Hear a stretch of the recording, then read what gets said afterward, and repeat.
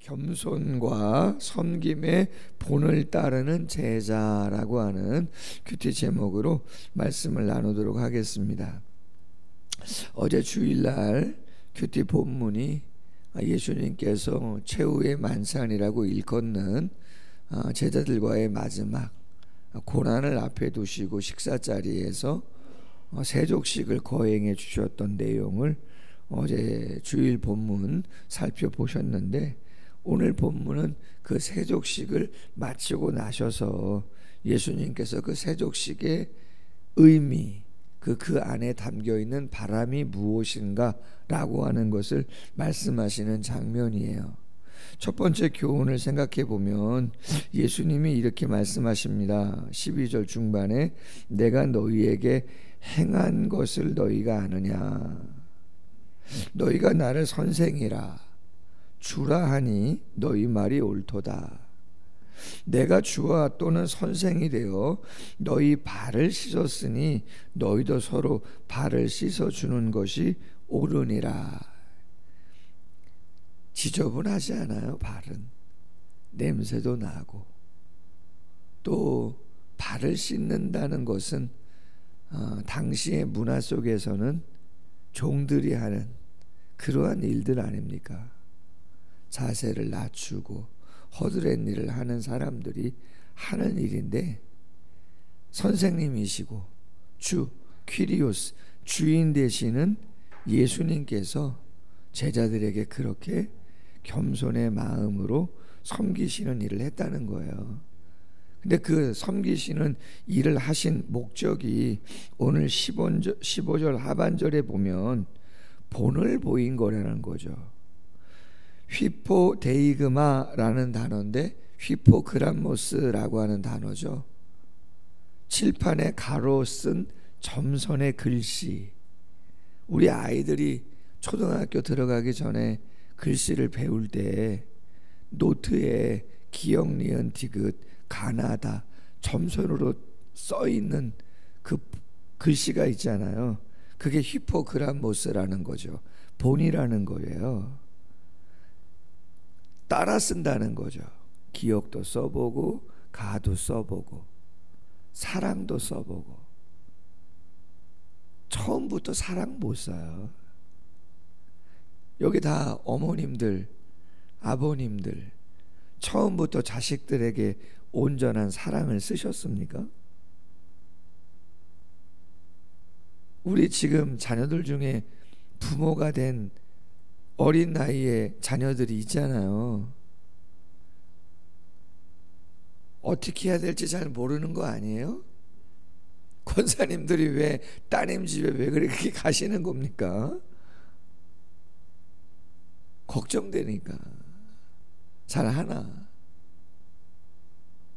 실수도 하고 시행착오도 걷고. 여러분, 겸손이 그렇게 쉬운가요? 그렇지 않잖아요. 섬김이 어렵습니다. 또 쓰고 또 쓰고 그러다 보면 학습이 되죠. 그러면 나중에는 대문자 말고 소문자도 쓰고 필기체도 쓰고 그렇게 되는 것이죠. 예수님은 아시는 거죠. 세상의 변화는 세상의 어떤 한 사람의 큰 권력이나 힘이나 어떤 지식이나 그 무엇을 발표해서 되는 게 아니고, 예수의 영을 받은 사람이 그 성령의 감화와 감동을 따라 진리의 말씀에 순종하고 행동할 때 세상은 바뀌는 것임을, 조금 더 나아지는 것임을 너무나 잘 알고 계시는 것이죠. 말씀하십니다. 16절 이하에 종이 주인보다 크지 못하고 보냄을 받은 자가 보낸 자보다 크지 못하다. 상식이죠. 그런데 가끔은 다른 일들도 생깁니다. 종이 출세해서 주인보다 더 크게 되는 경우도 있습니다. 보냄을 받은 자가 보낸 자보다 더 큰 일을, 큰 업적을 남길 수도 있습니다. 가끔은. 그럼 예수님이 왜 이런 말씀을 하시는 거냐? 완전한 순종에 대해서 말씀을 하시는 거예요. 17절 너희가 이것을 알고 행하면 복이 있으리라. 완전히 순종해라. 왜 순종을 강조하시냐? 그게 복이기 때문에 그렇다는 거예요. 그게 행복이라는 것이죠. 겸손하지 않으면 그때는 내가 행복한 것 같고 내 마음대로 다 되는 것 같지만 결국 지나고 나면 그때 내가 왜 조금 더 이런 생각들을 모두가 다 하게 된다는 것이죠. 그래서 결국 행복은, 결국 복은 정말 진리이신 예수님의 말씀을 따라 겸손하게, 그렇게 온유하게, 그렇게 섬기면서 갈 때 정말 그게 높임을 받는 것이고 인정을 받는 것이고, 참 엄마가, 아빠가, 목사님이, 권사님이, 장로님이 그렇게 그때 그나마 애써주셔서 감사하다고, 할렐루야, 그런 것인 거죠. 예수님이 강조한 게 행함입니다. 행하게 하려 하여 본을 보였다는 거죠. 여러분, 저희 교회 이름이 좀 길잖아요. 사랑을 그리는 교회. 주보에 보시면 사명 선언문이 있어요. Shaping Love Church인데 그 shaping이라고 하는 단어가 구체화, 실현하다, 그런 뜻이에요. 사랑, 그 사랑의 의미는 아가페죠. 하나님 사랑하는 거, 이웃 사랑하는 거. 말로는 다 할 수 있어요. 지식으로도 알아요. 근데 저와 여러분이 그럼에도 불구하고 잘 안 되는 것 중에 하나는 역시 그 사랑을 구체화, 실현해 가는 게 쉽지 않아요. 행동으로 옮기는 거죠. 그래서 저는 개척에서 꼭 그런 건 아니고 성향이 그런 것도 없지 않아 있지만 그리스도인들은 움직여야 된다고 보는 사람 중에 한 사람이에요. 예전에 뭐 그런 슬로건이 있었잖아요. 행동하는 양심. 뭐 정치 구호 중에 어떤 리더가 그러한 일을 이야기를 했잖아요. 행동하는 양심. 근데 성경적으로 보면 행동하는 믿음, 행동하는 순종, 행동하는 사랑, 그게 맞습니다. 그렇지 않아요? 영혼이 없는 몸이 죽은 것 같이 행함이 없는 믿음은 죽은 것이라고 야고보 사도가 이야기하지 않습니까? 두 번째 18절이야. 조금 구체적으로 그럼 행동하는 사랑은 뭔가? 행동하는 겸손과 섬김이 뭘까? 내가 너희 모두를 가리켜 말하는 것이 아니니라. 나는 내가 택한 자들이 누구인 줄 안다. 내 떡을 먹는 자가 내게 발꿈치를 들었다 한 성경을 응하게 하려는 것이니라. 시편 41편 9절 말씀을 인용한 건데 다윗이 쓴 시입니다. 그럼 무슨 말씀을 하는 거냐? 사무엘하 15장 12절에 보면 다윗이 가장 신뢰하던 측근 모사 가운데 아히도벨이라고 하는 사람이 있습니다. 측근이고 모사죠. 근데 다윗을 배반합니다. 배신하죠. 얼마나 쉽지 않겠습니까? 오늘 표현 중에 내게 발꿈치를 들었다라고 하는 표현은 적대적인 행위를 뜻하는 그런 표현이에요. 적극적으로 나에게 위해를 가하는 그러한 표현을 말하고 있는 거라는 거죠. 그럼 누가 예수님이 발을 씻으실 때 씻김을 당한 제자들 가운데 누가 예수님에게 발 뒤꿈치를 드는 그러한 적대적인 행위를 하는 사람이냐라고 하는 거죠. 가룟 유다죠. 가룟 유다. 그래서 예수님 말씀하시는 거예요. 나는 내가 택한 자들이 누구인 줄 안다. 다 아니라는 얘기죠. 19절 지금부터 일이 일어나기 전, 그 일이 뭡니까? 가룟 유다가 예수님을 파는 바로 그때를 이야기하고 있는 것이죠. 미리 너희에게 일러둠은 이 일이 일어날 때에, 그러한 배신이 일어날 때에 내가 그인 줄. 예수님께서 그때 그 말씀을 하셨었지. 모르고 이 일이 일어나는 게 아니고 벌써 예수님은 알면서도 당신을 팔 사람이 누구인지, 배신할 사람이 누구인지를 알면서도 그렇게 하셨던 거구나. 내가 그인 줄 너희가 믿게 하려 함이로다. 그렇게 이야기하는 거죠. 그럼 여러분, 조금 전에 말씀하셨던 내용을 이 말씀과 같이 한번 생각해 보면 어떤 의미입니까? 예수님이 본을 보이신 건데, 겸손과 섬김의 본을 보이신 건데, 그럼 그게 뭐라는 거죠? 모르고 당하는 것은 아니에요.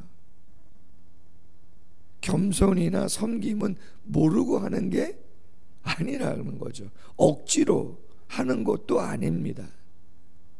알고 느끼고 있는데도 그것들을 내려놓고 그냥 감당해 주시는 거죠.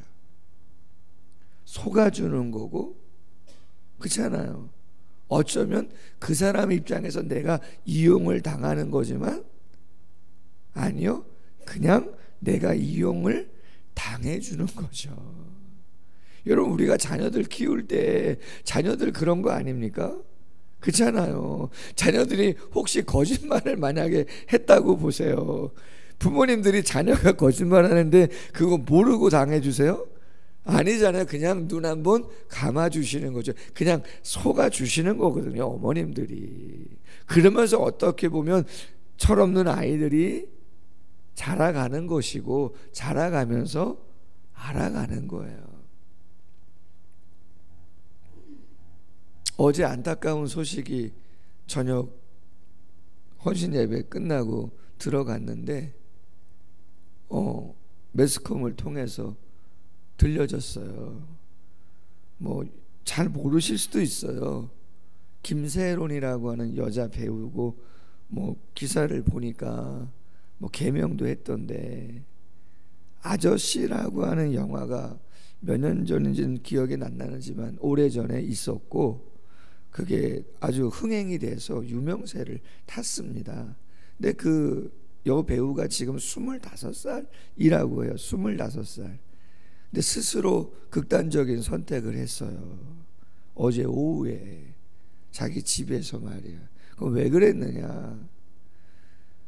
음주운전을 했다는 거죠. 몇 년 전에. 그래서 참 많은 질타를 받았어요. 분명 잘못한 일이죠. 하면 안 되는 일이죠.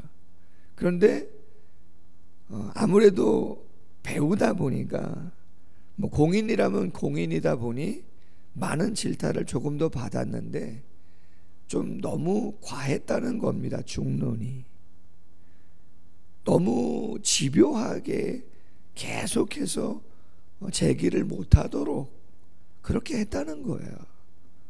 그러다 보니 25살, 더군다나 여자 배우가 그거를 감당하기가, 그래서 다른 일도 하고 또 단편 영화도 찍고 재기를 하려고 했는데, 뭐 또 다른 얘기가 있는지 모르겠지만 기사를 보니까 어쨌든 극복하기 어려워서 좀 안타까운 일이 벌어졌다는 거예요.